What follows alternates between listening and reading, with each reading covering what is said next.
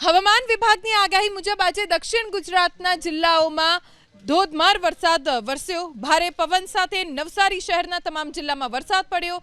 જોરદાર વરસાદ વરસતા જયશંકર પાર્ટી પ્લોટથી ધર્મીનગર જતા રસ્તા પર વરસાદી પાણી ફરી વળ્યા। આ સિવાય અન્ય કેટલાક નીચાણવાળા વિસ્તારો પણ જળબંબાકાર થયા। તાપી જિલ્લામાં વરસેલા વરસાદથી નવસારીમાંથી પસાર થતી પૂર્ણા નદીમાં પણ ઘોડાપૂરની સ્થિતિ જોવા મળી। પૂર્ણા નદીની જળ સપાટી વધતા સુપા કુરેલ ગામને જોડતો લો લેવલ બ્રિજ 2 દિવસથી પાણીમાં ગરકાવ છે। બ્રિજ બંધ થતા 10 થી વધુ ગામના લોકો ફરીને જવા મજબૂર બન્યા। મોડી રાત્રે વરસેલા વરસાદથી સુરતના ઉધનામાં જળબંબાકારની સ્થિતિ જોવા મળી। ઉધના લિંબાયત રેલવે ગરનાળામાં ઘૂંટણ સુધીના પાણી ભરાયા, જેના કારણે લોકો પરેશાની ભોગવી રહ્યા છે।